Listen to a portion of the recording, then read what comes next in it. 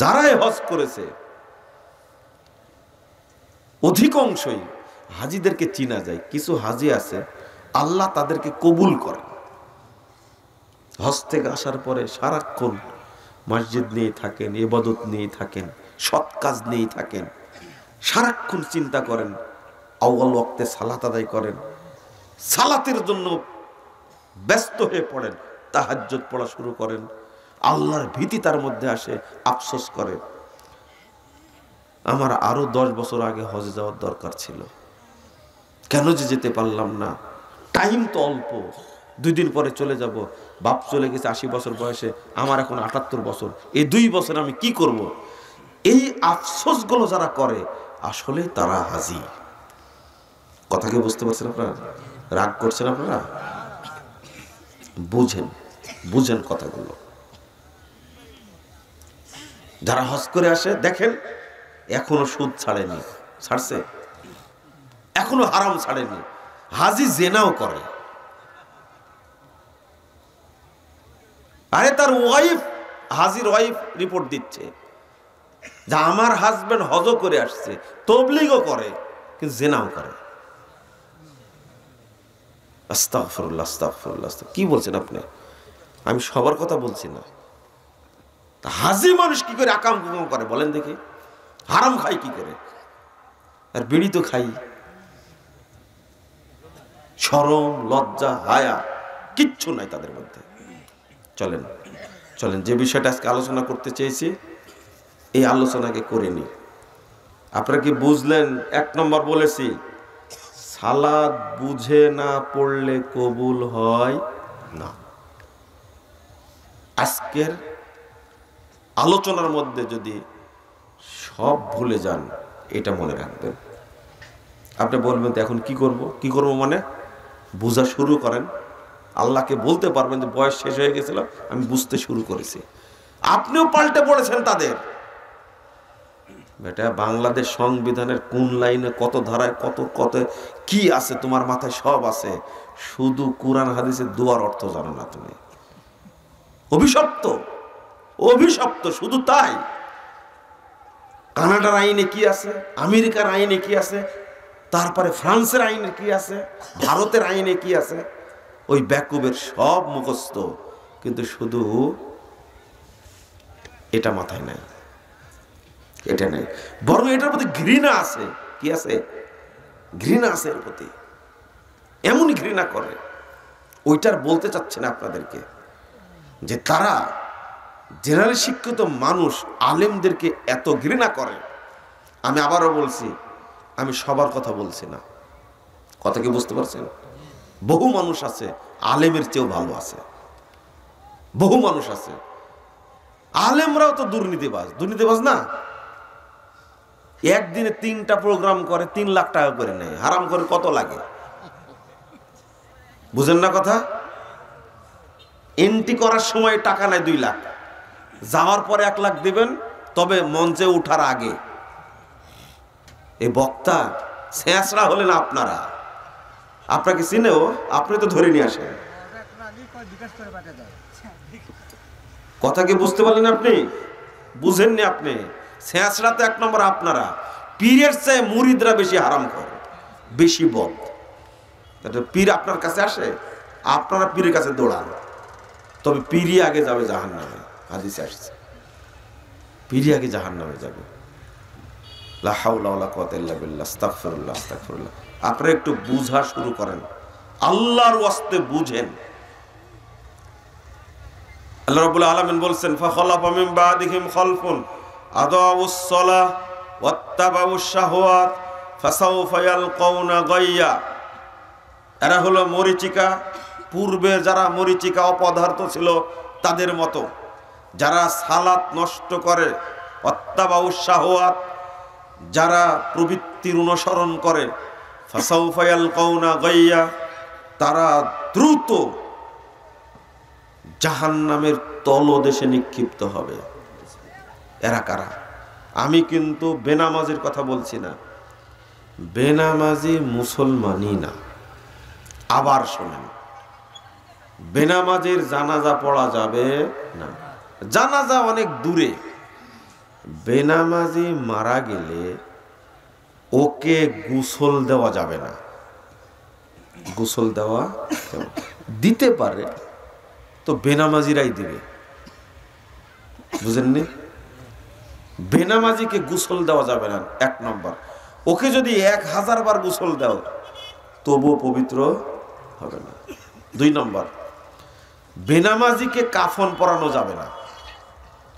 3 নম্বর, বেনামাজির জন্য কবর খোঁড়া যাবে না। কথা বুঝতে পারলেন? তো জানাজা কি করে হবে? জানাজা কি করে হবে? যদি বুঝতে পারেন বেনামাজি কোনো জিনিস জবে করেছে, ওই জিনিস খাওয়া যাবে না, হারাম।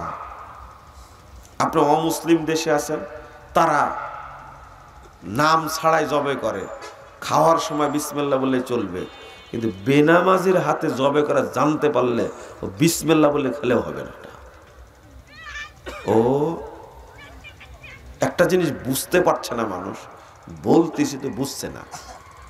দেখি আপনারা বুঝেন কিনা। আপনি আয়াত পড়ে দেখে মনে করেছেন যে এখানে আমি বেনামাজির ওয়াজ করব? না না,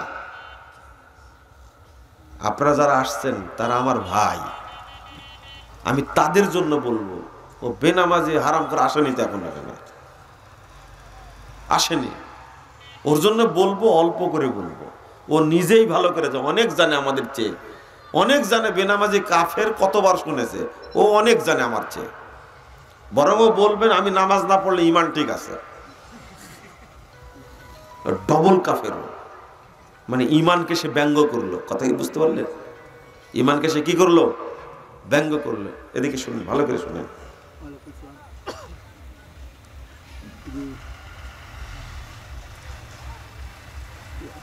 আচ্ছা, একজন বেদিন মুশরিক, একজন মুশরিক আর একজন বেনামাজি, দুইটার মধ্যে কোনটা খারাপ বলেন তো? কেন? এই তো আপনার এই যে মারি দিলেন একটা ফতোয়া না জানি, এটা বাঙালিদের স্বভাব, কিন্তু আপনারা বুঝতে পারেননি। কেমন হলো জানেন? যে বিসমিল্লাহির রহমানির রহিম, এক হুজুর বলছে বিসমিল্লাহির রহমানির রহিম। আমি বললাম বিসমিল্লাহির রহমানির রহিম সর্বশেষে কোন অক্ষর আছে? যে মিম আছে। বলেন তো মিমের শেষে পেশ আছে, জাবার না জের আছে? তো পট করে বলছে জেরই তো আছে। আমি বললাম যে বাহ, ভালো, বলেন তো কেন জের হয়েছে? আর বলতে পারে না। বুঝেননি মনে হয় কথাটা? কারণ তো আছে একটা। আপনারা সেভাবে ধরা খেয়ে গেলেন আজকে। ঝাঁকুনিতে বলে দিলেন বেনামাজিরা খারাপ, তাই না? কিন্তু উত্তর দিতে জানতে হবে কেন খারাপ, তাই না? উত্তর ঠিক আছে আপনার, বেনামাজি খারাপ, মুশরিকের চেয়ে বেনামাজি খারাপ, ঠিক আছে, উত্তর 100% ঠিক আছে। কেন? এই না, আপনি বলতেই থাকবেন কিন্তু হবে না। একটা আমি জনগণকে 2টা জিনিস শিখাই। একটা হলো না জানলে বলবেন জানি না, নিসফুল ইলম। এটা বললেই আপনার বুঝতে হবে আমার মধ্যে অর্ধেক ইলম চলে এসেছে। কিন্তু এই কথা আলেমরা বলতে জানে না, ওই ছেঁচড়াবেই, জানে না, হচ্ছে না। আপনাদের দোষ নেই, কিন্তু দোষ কিন্তু আমাদের। একটা জিনিস জানা নাই, ওই গুজা মিল দিয়ে বলার চেষ্টা করছেই, কিন্তু বলবে যে এই বিষয়টা আমার জানা নাই, আমি জেনে আপনাদেরকে জানাবো। যেমন আমাকে একজন প্রশ্ন করেছে জান্নাতে রাত দিন হবে কি? সত্য কথা। দেখেন, আমি বললাম যে এটা আমার জানা নাই, জানার পরে আপনাদেরকে জানাবো। 3 বছর পরে, আমি এটা কোন বক্তব্যে বলেছি, লিখিতও দিয়েছি। 3 বছর পরে একজন লোক জিজ্ঞেস করছে শেরপুরে, বলছেন যে আপনি বলেছিলেন যে জান্নাতে রাত দিন হবে কি হবে না, তো বলছে এটা আমার জানা নাই, জেনে জানাবো। তো এটার পরে জানতে পারেনি। বলেন তো কি? দেখেন, পরে আর আমার আলোচনাটা শুনেনি, কিন্তু প্রশ্নটা তার মনে আছে, জান্নাতে রাত দিন হবে কি হবে না। বলেন তো, আপনারা বলেন। জানা নাই। মাশাআল্লাহ, ধরে ফেলেছেন, খুব চালাক। মাশাআল্লাহ, তা তো বললেন যে জানা নাই। আর জানা থাকলে বলেন, শুনেছেন হয়তো। জান্নাতে রাত দিন নেই, এটা হলো ফয়সালা, কি জান্নাতে রাত দিন হবে না। কিন্তু এত এত বড় নিয়ামত যে যখন জান্নাতীরা মনে করবে এখন আমার একটু পর্দা লাগবে, তখন পর্দাটা টেনে দেবে। বলেন আলহামদুলিল্লাহ। আল্লাহ তুমি আমাদেরকে জান্নাতি হিসাবে কবুল করে নাও, আমিন আমিন আমিন ইয়া রাব্বাল আলামিন। তো আরেকটা জিনিস দেখি শিখাতে পারি নাকি আপনাদেরকে। আপনি আমাকে একটা প্রশ্ন করবেন, মনে করেন প্রশ্ন করবেন না, প্রশ্ন করার নিয়ম হলো যে আচ্ছা মুজাফফর ভাই এই মাসালাটা সম্পর্কে ইবনু তাইমিয়া কি বলেছে একটু বলেন তো। বুঝেছেন কথা? আমি যে শিখাচ্ছি মানুষকে, কিন্তু মানুষ শিখছে না কেন? এর মধ্যে অনেক কল্যাণ আছে। এটা কিন্তু সাহাবীদের সুন্নাহ, সাহাবীদের নীতি। আপনি বলবেন আচ্ছা আল্লাহ কোথায় আছেন, এই মর্মে আলবানী কি বলেছেন একটু বলেন তোমাকে। তখন হুজুর 2 নম্বর হলে ধরা খেয়ে যাবে। প্রশ্নটা কি তার কাছে করা হলো না জানতে চাওয়া হলো কে? ইমাম আলবানী কি বলেছেন? বুঝেননি কথা? হ্যাঁ, আপনি বলবেন আচ্ছা এই ব্যাপারে কি ইবনু আব্বাস রাদিয়াল্লাহু আনহুর কোনো বক্তব্য আছে? শুধু বলে দেখবেন। তা নিজের কথা বলতে পারছে না, এবং তাকে পড়া লাগবে, জানা লাগবে। এই অভ্যাসটা যদি থাকে মানুষের, তাহলে বাংলাদেশের 95% ইমামের চাকরি বাতিল হয়ে যাবে। এই ধান্দাবাজি আর করতে পারবে না। আপনারা মনে বুঝতে পারলেন না, তাই না? বুঝেছেন? করতে পারবেন এভাবে? আমাকেও তো কোনোদিন করেন এই প্রশ্ন। আমি যে শিখাই দিই আপনাদেরকে মাঝে মাঝে, আমাকেও তো করেন এই প্রশ্ন কোনোদিন। এটা আমারও আফসোস। বলবেন আপনি আচ্ছা এই বিষয়ে ইমাম আহমদ বিন হাম্বল কি বলেছেন একটু বলেন তো আমাকে, তার কোনো বক্তব্য আছে কি? এখন ইমাম আহমদ বিন হাম্বল রাহিমাহুল্লাহর বক্তব্য আমাকে খুঁজতে হবে, আমাকে পড়া লাগবে, তাই না? খোঁজা লাগবে। আর ইমাম আহমদ বিন হাম্বল রাহিমাহুল্লাহর বক্তব্য আছে, কিন্তু ওখানে যে জের জবর নাই, বুঝেন না মনে হয়, তাই না? ওখানে তো জের জবর নাই, এটা আরো মুসিবত। কিন্তু আপনি কোরআন পেয়েছেন, একটা বাংলা বুখারী পেয়েছেন, মারি দিলেন ফতোয়া। ইমাম আহমদ বিন হাম্বলের বক্তব্য কোথায় পাবেন আপনি? ওখানে তো জের জবর নাই, আপনি মুখস্থ করে মারি দিবেন। বক্তাদের সংখ্যাও কমে যাবে, আলেমদের অবস্থানটা ফুটে উঠবে, কদরটা বেড়ে যাবে তখন। আপনি কি বুঝতে পারলেন কথা? আমাকে প্রশ্ন করবেন যে আচ্ছা এই মর্মে ইমাম ইবনুল কাইয়িম রাহিমাহুল্লাহ কি বলেছেন। যেমন একটা উদাহরণ দিই, ইমাম মালিক রাহিমাহুল্লাহ বলছেন আল ইস্তিআউ মারুফ, আল্লাহ আরশে আছেন এটা স্পষ্ট। ওয়াল কাইফু মাজহুল, তিনি কিভাবে আছেন সেটা কি অস্পষ্ট। আল ঈমানু বিহি ওয়াজিব, আল্লাহ আরশে উঠেছেন এর উপরে ঈমান আনা কি ওয়াজিব। ওয়াস সুআলু আনহু বিদআহ, এই ব্যাপারে প্রশ্ন করা কি বেদাত। আমার যতটুকু জানা দরকার ইস্তেওয়া, আল্লাহ উপরে উঠেছেন, কাইফিয়াত কিভাবে আছে এটা জানা আমার জন্য জরুরি না। উঠেছেন এতটুকুই, আর আল্লাহ এতটুকুই বলেছেন আর রহমান আলাল আরশিস ইস্তাওয়া। এই কথাটা বলেছেন ইমাম মালিক কত যুগ আগে, আল্লাহু আকবার। আর আজকে আপনি খোঁচাচ্ছেন যা আমরা বলি এটা আগে বলা হয়ে গেছে অনেক। আপনি প্রশ্ন করবেন আচ্ছা ইমাম মালিক এই সম্পর্কে কি বলেছেন। যেমন আপনার একটা প্রশ্ন, আল্লাহ প্রতি রাত্রিতে আল্লাহ নেমে আসেন দুনিয়ার আসমানে, আসেন না? সহিহ বুখারীর হাদিস। এখন আপনার কুতকুতি হলো কিভাবে নেমে আসেন। আপনাকে জানতে বলেছেন আল্লাহ আমি কিভাবে নেমে আসি।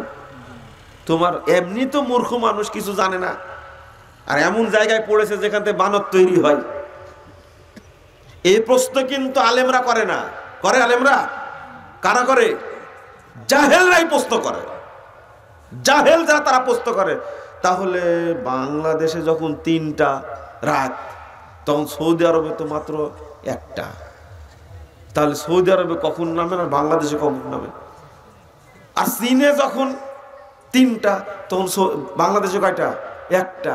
তাহলে আল্লাহ কয়বার নামেন? রাম ছাগল না একটা, রাম গাধা একটা। আচ্ছা, আল্লাহর জ্ঞানের সাথে তুলনা করার কোনো দরকার আছে বলেন তো দেখি?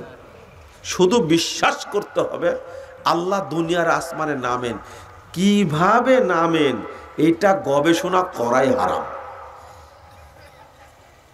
আরে বিজ্ঞানীরা পারছে না, তাই সূর্য উঠলে এখানে, আমেরিকা ডুবতেই পারেনি, জানতেই পারছে এখানে, আবার দেখি সূর্য পূর্ব দিকে, তাই না?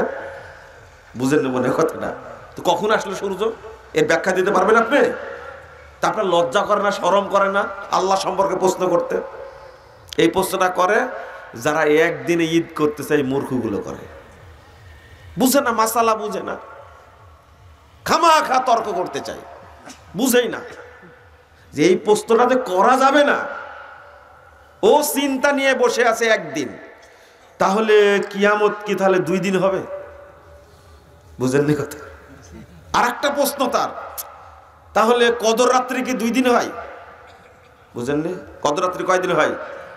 1 দিন হয়। আচ্ছা, কদর রাত্রি বছরে কয়দিন হয় বলেন তো দেখি? 1 দিন। কিয়ামত কয়দিন হবে? 1 দিন। ওটা অনেক পরে, আপনার জীবনে হবে কিনা সন্দেহ আছে। তো ওইটা চিন্তা বাদ দেন, কদর রাত্রির চিন্তাটা বাদ দেন। আমি যে এখন বলছি এইটা আপনি ব্যাখ্যা দেন তো। প্রতি রাত্রির ব্যাখ্যাটা দেন, প্রতি রাত্রির ব্যাখ্যা দেন। খামোশ, তখন চুপ থাকবে যে আল্লাহ প্রতি রাত্রিতে কিভাবে দুনিয়ার আসমানে আসেন। পৃথিবীর কোনো না কোনো জায়গাতে 24 ঘন্টায় কি থাকে? তৃতীয় প্রহর থাকে, রাত্রি শেষ প্রহর থাকে। পৃথিবীর 24 ঘন্টায় কোনো না কোনো সময়ে কি থাকে? তা আল্লাহ আরো সে যান কখন? বুঝেননি কথা? উত্তরটা কি দেন তো দেখি, পারেন কিনা? ওই কিয়ামতের কথা বলতে গেলেন কেন? বছরে 1 দিন কদর রাত্রি পান, তাও উপর হয়ে ঘুমান আপনি। কদর রাত্রি জাগেন? জাগতে জানেন আপনি?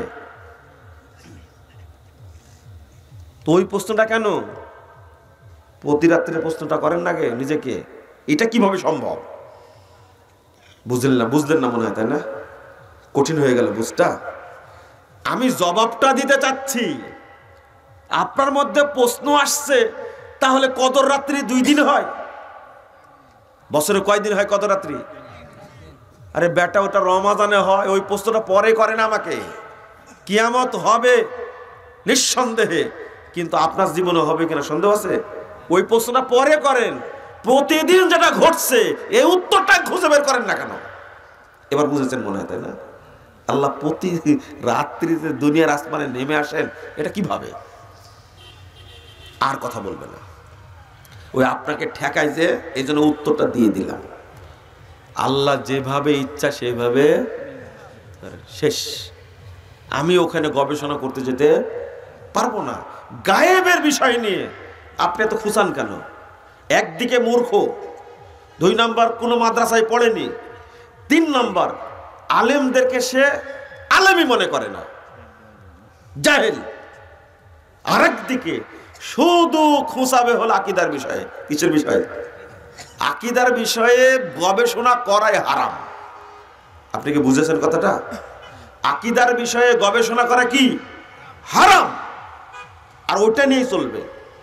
যেমন এক বক্তা বলছে যে দাজ্জাল কোথা থেকে বের হবে। আচ্ছা, আপনারা বলেন তো কোথা থেকে দাজ্জাল বের হবে? হ্যাঁ, আপনারা জানেন তো, বলেন না, বলেন, আপনারা বলেন কোথা থেকে? হ্যাঁ, ইরান। আপনারা কেউ বলবেন না? জানেন না? বক্তা যে বলে দিছে কোথা থেকে বের হবে, আপনারা জানেন তো, জানার কথা তো। বক্তা বলছে কি জানেন? দাজ্জাল বের হবে জেরুজালেম থেকে। কোথা থেকে? ওই জন্য ইসরায়েলের যুদ্ধ হচ্ছে। বক্তা যেমন মূর্খ, শ্রোতারা আরো মূর্খ। এটা কিসের বিষয়? গায়েবের বিষয় না এটা। তুমি এখানে খুঁচাও কেন? যেখানে হাদিস বর্ণিত হয়েছে খুঁচানোর দরকার আছে? দাজ্জালকে পুষছে কোথায়? আল্লাহর নবী সাল্লাল্লাহু আলাইহি ওয়াসাল্লাম বলছেন দাজ্জাল বের হবে মিন আসবাহান মিন করিয়াতি ইয়াহুদ। আসবাহান শহরের ইহুদি একটা গ্রাম থেকে দাজ্জাল বের হবে। আসবাহান শহরটা হলো ইরানের তেহরান থেকে 341 কিলোমিটার দূরে। তাহলে দাজ্জাল বসবাস করছে এখন কোন জায়গায়? কোন জায়গায়? ইরানে না? যখন বের হবে দাজ্জাল, তার সাথে 70,000 খাঁটি ইহুদি থাকবে। এরাই হলো শিয়া। এরাই কি? এই জন্য তাবিগণ বলছেন শিয়ারা হলো ছদ্মবেশী ইহুদি। হলো এখন ইরানে সবচেয়ে বেশি ইহুদি আছে কোন জায়গায়? আপনারা তো জানবেন না। তাহলে দাজ্জাল বের হবে আল্লাহর নবী বলছেন ইরান থেকে, আর আমাদের জাহেল বক্তারা বলছে দাজ্জাল বের হবে জেরুজালেম থেকে। তা দুটো এক হলো? আচ্ছা, গায়েবের বিষয় নিয়ে তোমার খোঁচানোর কি দরকার? আল্লাহ আমাদের মাফ করুক, বলেন আমিন। কথাগুলো একটু মনে হয় আপনাদের উপর কঠিন হয়ে গেল এই দুইটা জিনিসের মধ্যে ঢুকতে গিয়ে। তাহলে প্রশ্ন করা শিখলেন? আজকে প্রশ্ন করা শিখলেন? হ্যাঁ, শিখেননি মনে হয়, তাই না? আপনি আবারও গিয়ে জিজ্ঞেস, আচ্ছা হুজুর বলেন তো দাজ্জাল কোথা থেকে বের হবে? এটা হলো তাই প্রশ্ন করা? কি প্রশ্ন করবেন বলেন? আজকে কিছু সাহাবীর নাম জানেন না? হ্যাঁ, প্রশ্ন করবেন দাজ্জাল বের হবে কোথায় থেকে, এই মর্মে কি কোনো হাদিস আসছে? এরকম। তাহলে হাদিসটা কার বলতে হবে? রাসূল সাল্লাল্লাহু আলাইহি ওয়াসাল্লামের। আল্লাহ রাসূলের কোনো হাদিস আছে? সাহাবীরা প্রশ্ন করতেন এইভাবে। আমরাও করবো ইনশাআল্লাহ। আজকে আপনারা না বুঝলেও এই যতগুলো ভিডিও হচ্ছে, মানুষ দেখছে, অন্তত তারা তো বুঝবে ইনশাআল্লাহ। চলুন, বিরক্ত হয়ে গেলেন মনে হয় আপনারা একটু আজকে? না, বিরক্ত হওয়ারই কথা। দুইটা জিনিস জানানোর জন্য এত কথা বললাম। আল্লাহ রাব্বুল আলামিন বলছেন ফাওয়াইলুল লিল মুসাল্লিন, মুসল্লিদের জন্য ওয়াইল। এখানে বলতে গেছিলাম যে আমি আজকে বক্তব্য দিচ্ছি না বেনামাজি সম্পর্কে, বললাম যারা নামাজি তাদের ব্যাপারে কথা বলছে, তাই বললাম না? নামাজিরা আমার কি ভাই, এখানে এসে আলোচনা শুনবে, ভুল থাকলে সংশোধন করে নেবে, তাই না? কিন্তু যারা আসেনি তাদের জন্য কি ওয়াজ করব? আপনাদের জন্য। আর এতটুকু বলে রাখলাম, আপনার বাপ থাকতে পারে বাড়িতে, মা থাকতে পারে বাড়িতে, ভাই থাকতে পারে বাড়িতে, সন্তান থাকতে পারে বাড়িতে। আপনি যখন দেখবেন বাপ নামাজ পড়ে না, মা নামাজ পড়ে না, আপনি সন্তান হিসাবে এই বাপ মায়ের জন্য শুধু একটা দোয়া করতে পারবেন, আল্লাহ তুমি আমার আব্বাকে হেদায়েত দান করো। অসুস্থ হলে বলতে পারবেন না আল্লাহ তুমি আমার আব্বাকে সুস্থ করো, না, এই দোয়া চলবে না। মা অসুস্থ হয়ে গেছে, বেনামাজি, আপনি বলতে পারবেন না আল্লাহ তুমি মাকে সুস্থ করে দাও, না, এই দোয়া চলবে না। কাফেরের জন্য এই দোয়া চলে। কি বলতে হবে? আল্লাহ তুমি মাকে হেদায়েত দান করো। অসুস্থ হয়ে গেছে, মেডিকেলে আছে, কাতরাচ্ছে, কিন্তু বলতে পারবেন না আল্লাহ তুমি আমার মাকে তাড়াতাড়ি সুস্থ করে দাও, না, রহমতের জন্য দোয়া করা যাবে না। এত কঠিন মাসালা। আপনি সন্তান হিসাবে আপনার বাপের জন্য কাফন কিনতে পারবেন না। কি কিনতে পারবেন না? কাফন কিনলেই এই কাফনের হিসাব দেওয়া লাগবে আপনাকে। বেনামাজি ও কাফের। মাসালাটা কি বুঝতে পারলেন আপনারা? এটাই মাসালা। আপনি মনে করছেন যে কি ব্যাপার? যারা রমাজানে সিয়াম পালন করে, নামাজ পড়ে, কিন্তু অন্য মাসে পড়ে না, তারা মুসলিম না কাফের? কাফের। এরা মুসলিম না। আপনি যাদেরকে মুসলিম বলছেন আপনার ধারণাটা ভুল। 2 নম্বর, যারা জুমার নামাজ পড়ে তারা মুসলিম না, তারা কি কাফের। আজকে ভালো করে জেনে নিন। আর নামাজিরা যারা সালাত আদায় করে তারা কখনোই বেনামাজি জানাজা যেতে পারবে না। আর যদি আপনি আপনার মাকে কাফন পরায়া মসজিদে নিয়ে আসেন জানাজা করার জন্য, আগে শাস্তি হবে আপনার। কার শাস্তি হবে? আপনার। কথা কি বুঝতে পারছেন আপনারা? লা হাওলা ওয়ালা কুওয়াতা ইল্লা বিল্লাহ। কখনোই না। আপনার মা মারা গেছে বেনামাজি, যাবেন না মায়ের কাছে। এখন আপনি বলবেন তাহলে তাকে রাখবো কোথায়? রাখবেন আপনার জমি আছে না, মাঠে বা জঙ্গল আছে না, এটাই নিয়ম। আপনাকে একটা জিনিস বুঝাতে পারছি না, কি জন্য দোয়া করা যাবে না, কি জন্য কি বলে যে কাফন পরানো যাবে না, কবর দেওয়া যাবে না। আরে ভাই, এমন জায়গায় কবর দিতে হবে তাকে যেখানে কেউ যেন জিয়ারত করতে না যায়, কেউ যেন না বলতে পারে আসসালামু আলাইকা, আসসালামু আলা দিয়ারে মিনাল মুমিনিনা ওয়াল মুসলিমিনা, এই কথা যেন বলতে না পারে। কথা কি বুঝতে পারলেন? এই জন্য গোরস্থানে বেনামাজি দাফন করা যাবে না। কারণ আমি যখন দোয়াটা করছি কাদের জন্য? মুমিনদের জন্য না? নাসআলুল্লাহু লানা ওয়া লাকুমুল আফিয়া, আমাদের জন্য তোমাদের জন্য আল্লাহর কাছে আফিয়াত চাচ্ছি। এটা তো বেনামাজির জন্য বলা হারাম। আল্লাহ বলছেন রব্বানা ইগফির লানা ওয়া লিইখওয়ানিনাল্লাযীনা সাবাকুনা বিল ঈমান, আল্লাহ তুমি আমাদের ক্ষমা করো আর আমাদের ওই সমস্ত ভাইদের ক্ষমা করো যারা ঈমান নিয়ে মারা গেছে। যারা মুশরিক হয়ে মারা গেছে, কাফের হয়ে মারা গেছে, তার জন্য দোয়া করা যাবে না? বুঝলে আমার কিছু করার নাই, আমি চেষ্টা করছি বুঝাতে। বেনামাজির ফায়সালা এটা কেন দেখেন। আর একটা জিনিস বুঝালে খুব সহজ হবে। আপনার বয়স 70 বছর। কত? কয় বছর? 70 বছর। 70 বছর হয়ে গেছে, নামাজ কোনোদিন বাদ দেননি, আলহামদুলিল্লাহ। কিন্তু আপনি আজকে আসর সালাদটা ইচ্ছা করে ছেড়ে দিয়েছেন। কি করে? ইচ্ছা করে ছেড়ে দিয়েছেন। গল্প করছিলেন, আড্ডা মারছিলেন, খেয়াল করেননি, সালাতের প্রতি আপনার মনোযোগ ছিল না। আপনি ইচ্ছা করে সালাদটা ছেড়ে দিয়েছেন, এখন মাগরিব হয়ে গেছে। কি হয়ে গেছে? 70 বছর বয়স, জীবনে একবার হয়েছে। আপনি ইচ্ছা করে মাগরিব মানে আসরটা পড়েন, এখন মাগরিব হয়ে গেছে, এখন মাগরিব হয়ে গেছে। বলেন তো আপনি এখন কি করবেন? তওবা।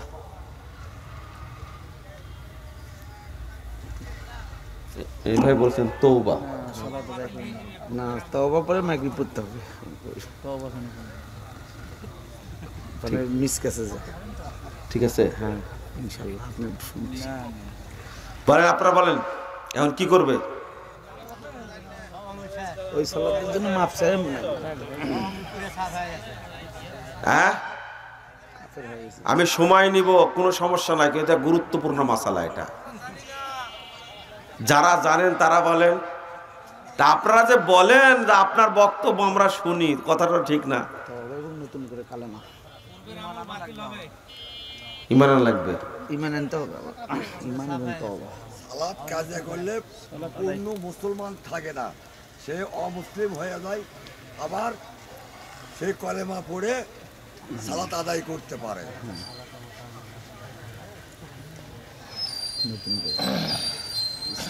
মাসালা এনারটা কিছুটা ঠিক হয়েছে, ওনারটাও ঠিক হয়েছে, একটু ভুল হয়ে গেছে এই জায়গায়।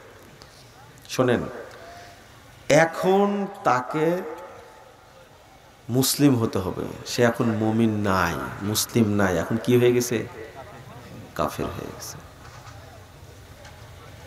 মাসালা যদি এটা হয় তাহলে মাত্র জুমার দিনে নামাজ পড়ে কি মুসলমান থাকা যায়? তওবা তওবা তওবা। আপনি কোন পাগলে বলেছে? হ্যাঁ, শুধু রমজানে নামাজ পড়লে মুমিন হয়ে যায়? কে বলেছে আপনাকে? আমি এমনিতেই বলি, রোজা প্রমাণ করে না আপনি মুমিন, সালাত প্রমাণ করে না আপনি মুমিন। হজ প্রমাণ করেন আপনার মুমিন, আপনি মুমিন প্রমাণ করে আপনার আকীদা। কি আকীদা? শোনেন শোনেন, এই লোকটা এখন কাফের হয়ে গেছে। কি হয়ে গেছে? দলিল 22,128 নম্বর হাদিস, মুসনাদ আহমদ। আল্লাহ রাসূল সাল্লাল্লাহু আলাইহি ওয়াসাল্লাম বলেছেন, লা তাতরুকান্না সালাতান মাকতুবাতান মুতাআম্মিদান, এক সালাত তুমি ইচ্ছা করে ছেড়ে দাও না। ফাইন্নাহু মান তারাকা সালাতান মাকতুবাতান মুতাআম্মিদান খরাজা মিনাল মিল্লাহ, যে ব্যক্তি এক ওয়াক্ত সালাত ইচ্ছা করে ছেড়ে দেবে, ওয়াক্ত পার হয়ে গেছে, ওই ব্যক্তি ইসলাম থেকে বহিষ্কার। বারিয়াত মিনহু জিম্মাতুল্লাহ, আরেকটা হাদিস আসছে, সে আল্লাহর জিম্মা থেকে বেরিয়ে গেল। শোনেন শোনেন, ভালো করে শোনেন, ইসলাম থেকে বেরিয়ে গেল। এখন কি করা লাগবে? এখন এই লোকটাকে তওবা করতে হবে। কি করতে হবে? তওবা করতে হবে।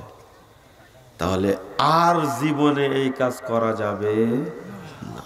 তওবাইকে বলে, তওবাইকে বলে। 2 নম্বর, তওবা করার পর এখন আসর পড়বে, মাগরিব পড়বে, আসর পড়ার সুযোগ নাই, কারণ ও কাফের ছিল। কাফের অবস্থাতে কিছু পড়া যাবে না। এখন কি হলো? মুমিন হলো। তো মুমিন হওয়ার পর প্রথম কি কাজ করবে? ওই যেটা কাফের অবস্থায় ছেড়ে দিছে ওটা না, তো এখন মাগরিব পড়বে, ওই সালাত। এখন আপনি যদি আফসোস করেন, আহারে আমার জীবনে এই আসরটা ছুটে গেল, জীবনে 70 বছর বয়সে কোনোদিন আমি আসর কাজার করিনি, আল্লাহ আমি আসর পড়তেই থাকবো, এক আসরে এবার আফসোস করে যদি 1 কোটি বার পড়েন, কোনো লাভ হবে না। এর নাম হলো সালাত। অন্য ইবাদতে ছাড় আছে, সালাতে ছাড় নাই, পড়তে হবে। তবে হ্যাঁ, এটাও শুনে নেন, আপনি অ্যাক্সিডেন্ট করেছেন, সিসিইউতে আছেন, আইসিইউতে আছেন, লাইফ সাপোর্টে আছেন, আপনি এক ওয়াক্ত কেন 5 ওয়াক্তই পড়তে পারেন না, পারলেন না, কোনো সমস্যা নাই। আপনি 5 ওয়াক্ত আপনি একসঙ্গে পড়ে নেন। 661 নম্বর হাদিস নাসাইর মধ্যে এসেছে, রাসূল সাল্লাল্লাহু আলাইহি সাল্লাম খাইবারের যুদ্ধের দিনে 4 ওয়াক্ত সালাত একবারে পড়েছেন। আপনি পড়েন, কিন্তু ইচ্ছা করে, অলসতা করে, অবহেলা করে সালাতের টাইম পার করে দিলে আর মুমিন থাকবেন না। আমি তো বুঝাতে পারি না, দেখি বুঝেন কিনা আপনারা। একটা ছেলে পরীক্ষা দিচ্ছে, কি দিচ্ছে? পরীক্ষা দিচ্ছে। 10টায় শুরু হয়েছে, 1টায় শেষ হয় পরীক্ষা, ঠিক? আপনি 1:15 গিয়ে হাজির হয়েছেন, পরীক্ষা আপনার কে নিবে? শয়তান নিবে, প্রিন্সিপাল নিবে, ভাইস প্রিন্সিপাল নিবে, হল সুপার নিবে। ও এইটা কানের মধ্যে ঢুকে, সালাতের বিষয়ে ঢুকে না। আপনি বিশেষ পরীক্ষা দিবেন, সব কিছু ওকে, 1 ঘন্টা পরীক্ষা, 12টা থেকে 1টা পর্যন্ত। আমি 1টার পরে গেছেন আপনি হলে, কে পরীক্ষা নিবে আপনার? ভূতে। এই জিনিসটা দুনিয়ার ব্যাপার। আপনার বাপও যদি হল সুপার হয়, আপনার বাপও যদি বিসিএস এর পিএসসির চেয়ারম্যান হয়, আপনার পরীক্ষা নিতে পারবে? আপনি কি বলতে পারবেন আমি জ্যামে পড়েছিলাম, আমার ট্রেন ফেল করেছি, বিমান ফেল করেছি, এই চিৎকার করে একটাই হাজির হয়ে কোনো ব্যক্তি আপনার পরীক্ষা নিতে পারবে? এটা হলো দুনিয়ার ব্যাপার, আপনার বাপের ব্যাপার, এটা আপনার দুলা ভাইয়ের ব্যাপার, এটা অফিসারের ব্যাপার। তাই এখানে আপোষ হচ্ছে না। আর সালাতের ব্যাপারে আপনি কিভাবে মনে করলেন করে নেবে? আল্লাহ তো এত শক্ত কথা অন্য ইবাদতের বলেনি, এটার ব্যাপারে বলেছেন কেন? আশা করি ক্লিয়ার হয়েছে, বুঝতে পারছেন কথা? আর কোনদিন বাদ দেবেন সালাত? ইচ্ছা করে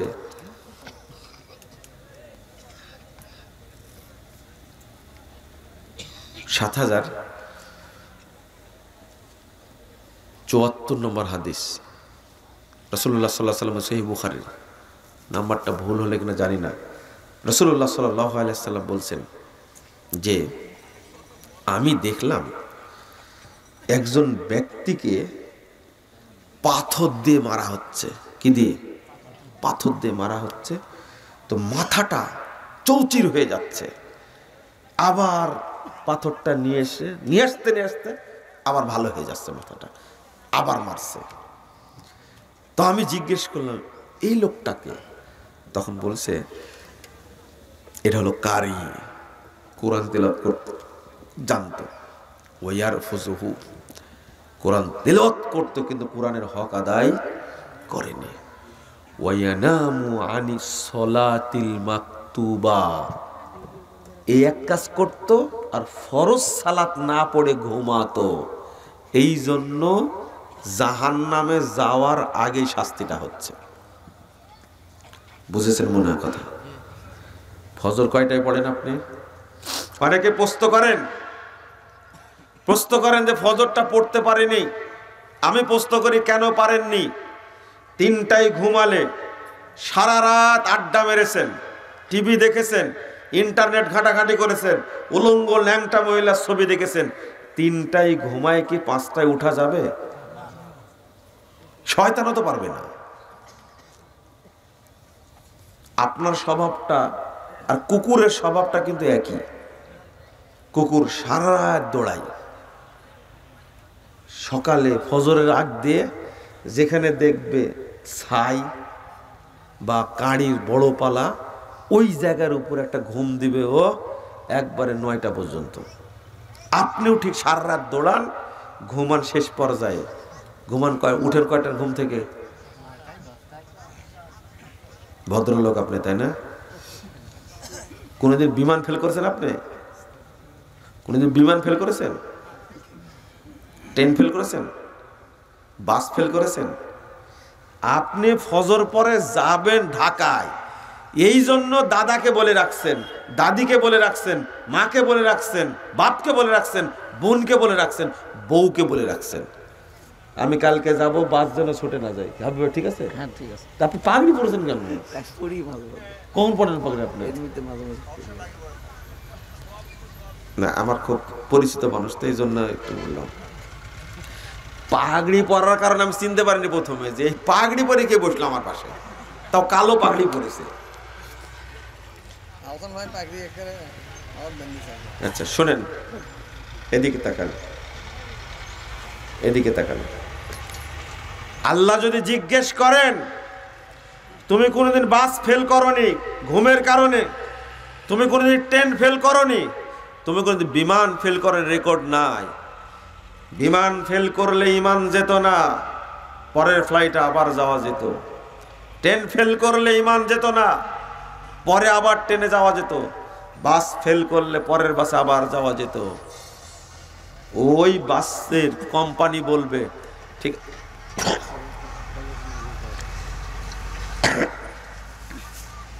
ওই কোম্পানি বলবে যে বাসটা চলে গেছে, আপনি এবার যান, পরেরটা যান, টাকা নিবে না। কিন্তু আমি বলছি ইমান যাবে না, কিন্তু সালাত না পড়লে যে আপনি কাফের হয়ে গেলেন। কয়টা অ্যালার্ম দিয়ে রাখছেন জীবনে? একটাও না। মা ডাকে, বাপ ডাকে, উঠেন না আপনি। আমি আপনাকে বোঝাতে পারছি না, দুর্ভাগ্য, কষ্ট লাগছে এটা। কেন লাগেন না? যদি বিমান ধরার জন্য, বাস ধরার জন্য 5 জনকে বলে রাখা লাগে, সালাতে উঠার জন্য 500 জনকে বলে রাখতে হবে। বুঝেননি কথা? কারণ ইয়ানামু আনিস সলাতিল মাকতুবা ও কাফের, ঘুমাচ্ছে, নগদ শাস্তি। সহিহ বুখারীর হাদিস। আপনি কিভাবে বললে আপনি বুঝতে পারবেন? আমি নিজেও বুঝছি না। আর সালাতের ব্যাপারে এত অবহেলা করেন। আল্লাহ রাব্বুল আলামিন বলছেন ফাওয়াইলুল লিল মুসাল্লিন, মুসল্লিদের জন্য ওয়াইল। এই মুসল্লি কারা? সাহাবীরা অনুবাদ করতেন ফাওয়াইলুল লিল মুনাফিকিন, যারা মুনাফিক মুসল্লি তাদের জন্য ওয়াইল। এরাই যাবে গয়াতে। ওয়াইল এবং গয়া মানে কি? ওয়াইল মানে কি?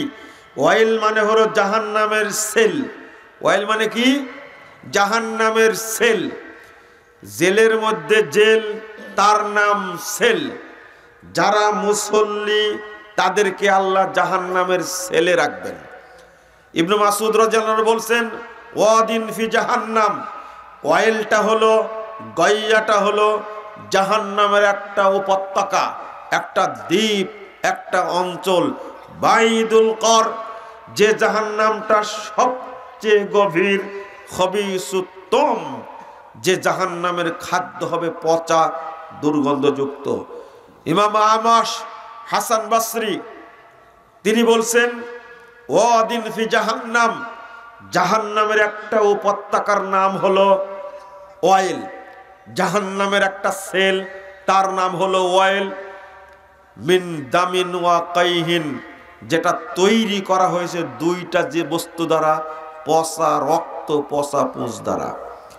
এই জায়গায় থাকে মুনাফেক মুসল্লি। মুনাফেক মুসল্লি কে? মুনাফেক মুসল্লি কে এটা জানতে হবে না? এই জন্য বলেছি শুরুতেই, আমি কিন্তু নামাজিদের ব্যাপারে কথা বলছি। কাদের ব্যাপারে? বেনামাজের ব্যাপারে বলেছি না। বেনামাজের ব্যাপারে যতটুকু বলেছে এতটুকু যথেষ্ট। আমার ভাইয়েরা আসছে আলোচনা শোনার জন্য, আমি ভাইদেরকে বলবো সালাতে ত্রুটি থাকলে সংশোধন করে নেন। আল্লামা দেলার হোসেন সাইদি রহিমাহুল্লাহ তিনি জাল হাদিসের কবলে রাসূল সাল্লাল্লাহু আলাইহি ওয়াসাল্লাম সালাত বইটা পড়ে জেলখানা থেকে 2013 সালের 25শে ডিসেম্বর আমার কাছে একটা পত্র লিখেছিলেন। পত্রের শিরোনাম দিয়েছিলেন, ভুল সংশোধনের সফলতা আছে, ব্যর্থতা নেই, লজ্জারও কিছু নেই। আবার শোনেন, ভুল সংশোধনে সফলতা আছে, ব্যর্থতা নেই, লজ্জারও কিছু নেই। কেন লিখলেন? 9 পৃষ্ঠার পত্র কেন লিখলেন? আপনার বোঝার দরকার না? ভুল মানুষেরই হয়, হয় না? শয়তানের ভুল হয়। এত বড় আলেম সারা পৃথিবীতে, মুসলিমরা তাকে চিনে, সব দেশের মুসলিমরা তাকে চিনে, বাঙালিরা তো চিনেই, বাংলাদেশের হিন্দুরাও চিনে।